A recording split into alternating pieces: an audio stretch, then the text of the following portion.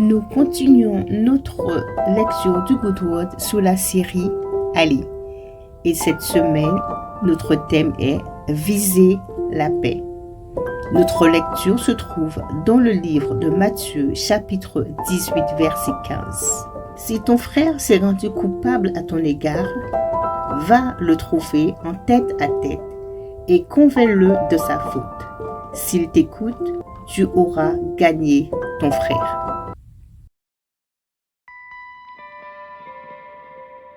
Le monde est rempli de personnes imparfaites qui font plus de mal que nécessaire. De nombreuses personnes qui ont été blessées et qui n'ont pas été guéries ont tendance à se tourner vers la vengeance. Alors que cela n'est jamais la bonne voie à prendre, car elle ne répare rien, mais aggrave au contraire la situation. Fred travaillait dans une organisation caritative. Son directeur a décidé d'apporter un changement définitif sans tenir compte des statistiques relatives à la réalisation de la tâche. La plupart des collègues n'étaient pas satisfaits, mais ils continuaient à convoquer différentes réunions afin de convaincre tous les employés de la nécessité du changement. Fred a mis en évidence la durabilité du projet, mais n'a pas été entendu. En fin de compte, la plupart des membres de l'équipe n'ont pas suivi, mais Fred a été blâmé parce qu'il était celui qui a osé donner son opinion sur le sujet. Il a remarqué dans les coulisses du bureau que l'un de ses collègues, qu'il appelait son frère, le poignardait dans le dos avec l'équipe. Un matin, après ses prières de routine, il est allé le voir et lui a expliqué calmement qu'il voulait que tout le monde sache la vérité sur la mission, qu'il ne voulait pas se rebeller. Puis il le remercie de l'avoir écouté. Étonné, le frère s'est excusé et tout est rentré dans l'ordre et la paix est revenue dans les cœurs. De même, si un frère vous a fait du tort, ne permettez jamais que des paroles malsaines sortent de votre bouche. Il est essentiel d'aborder le problème humblement et gracieusement, d'abord en privé. Dites toujours la vérité dans l'amour. Expliquez la faute ou le méfait pour éviter qu'il ne se transforme en ressentiment ou en amertume, et soyez prêts à entendre les paroles sages de correction. Gardez à l'esprit, une parole douce apaise la colère, mais une parole blessante excite l'irritation. Proverbe chapitre 15, verset 1. Nous allons maintenant passer à notre section de la prière. Prions ensemble afin que le Seigneur nous aide à toujours viser la paix. Prions ensemble. Père Céleste, pardonne-moi de garder parfois des choses dans mon cœur envers mes frères.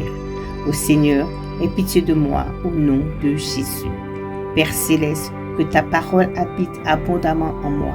Esprit Saint, convainc mon cœur de toujours rechercher la réconciliation et de dire la vérité dans l'amour, dans toutes les situations, au nom de Jésus.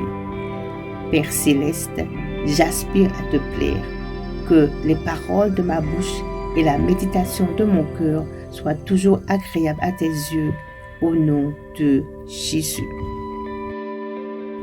Et voici les références pour notre lecture complémentaire de notre texte. Luc chapitre 17 verset 3, Galates chapitre 6 verset 1, Jacques chapitre 5 verset 19 à 20. Et voici la section pensée hebdomadaire. Cette portion de notre Good Word est là pour nous aider à nous examiner et nous repositionner dans notre marche avec Dieu. Examinez-vous. Comment réagissez-vous habituellement face à une offense?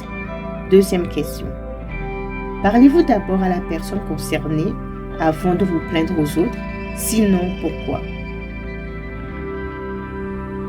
Et troisièmement, peu importe la façon dont vous avez été lésé, suivez les directives des Écritures. Soyez prêts à aborder n'importe quelle faute ou péché par la réconciliation et soyez prêts à recevoir la correction dans la vérité et dans l'amour de la paix. À chaque fois, glorifiez humblement Dieu. Avant de terminer notre lecture du Good Word de cette semaine, je voudrais te lancer une invitation. Connais-tu le Seigneur? Est-il ton Seigneur et ton Sauveur personnel? Si ce n'est pas le cas, je veux t'inviter à prier avec moi. Prions ensemble. Père céleste, je reconnais que je suis un pécheur. Je reconnais que je me suis éloigné de tes voies. Selon le livre de Romains, chapitre 10, verset 9, qui dit que si je confesse de ma bouche le Seigneur Jésus, et si je crois dans mon cœur que toi, Dieu, tu l'as ressuscité d'entre les morts, je serai sauvé.